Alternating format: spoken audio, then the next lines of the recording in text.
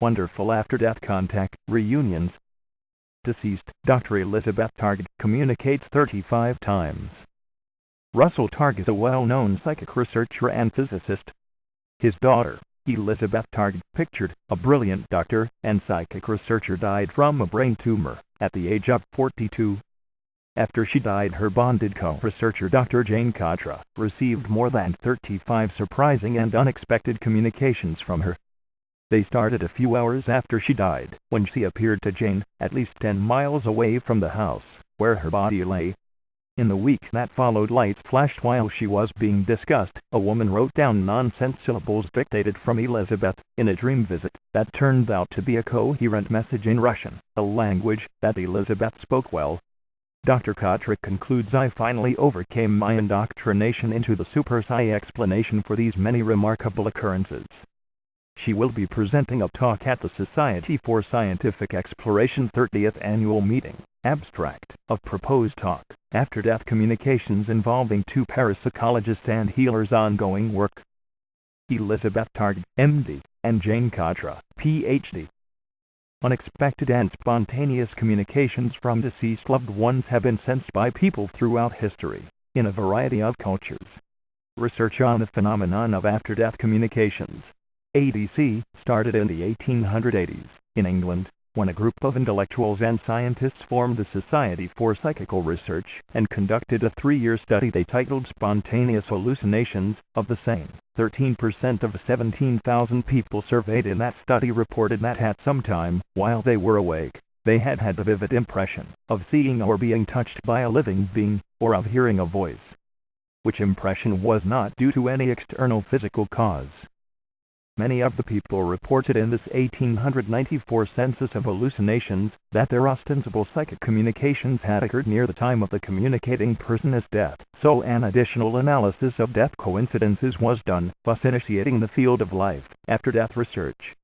The evidence compiled over the past century for the survival of an intelligent component of human existence after bodily death comes from a wide range of studies involving trance, mental and physical mediumship, hauntings, and out-of-body experiences, anomalous cases of creativity and xenoglossy, dream visitations, apparitions, reincarnation, and possession studies, near-death experiences, and most recently, instrumental trance communication studies. In the early 1990s, Elisabeth Targ's co-researcher, Dr. Jane Katra, was involved in a spiritual healing of physicist and psychic researcher, Russel Targs, and I subsequently moved to Palo Alto, California, to work with him. Together we carried out a number of successful remote viewing studies, and we also published papers and 2 books on non-local consciousness, psychic abilities, physics, and healing. Russel Targs' daughter Elisabeth Targ was a psychiatrist at the time. She was also a highly intelligent and gifted psychic, an accomplished parapsychological researcher, a certified Russian translator, and a thorough skeptic regarding spiritual healing. She decided to conduct studies in distant healing with men with HIV in San Francisco using very experienced healers of a variety of modalities from around the U.S. She intended to show that distant healing was a figment of my imagination. Her data indicated otherwise, and when she repeated her work with a more robust study that showed clear differences between the men receiving healing and the control group, she changed her mind about the power of non-local healing and decided that she also wanted to be a spiritual healer. Sadly, that was not to be. At least, not in the way that we all had hoped. In 2002, Elisabeth was diagnosed with a malignant brain tumor called glioblastoma. 3.5 short months later she died while her father Russel Targ, her husband Mark Cummings, and some friends were gathered around her bed. Since then I have been the recipient of, or witness to, over 35 surprising and spontaneous communications from her. They started a few hours after she left her body, when she visited her father and me in our bedroom in her childhood home, at least 10 miles away from the house where her body lay when she passed. In the week that followed, we experienced events in which lights flashed while she was being discussed. A woman wrote down nonsense syllables dictated from Elisabeth in a dream visitation that turned out to be a coherent message in Russian. An inexplicable recording of my discussing Elisabeth's illness occurred on her father's cell phone message recorder. a woman reported to me that Elisabeth appeared to her in a dream visitation and saved her life.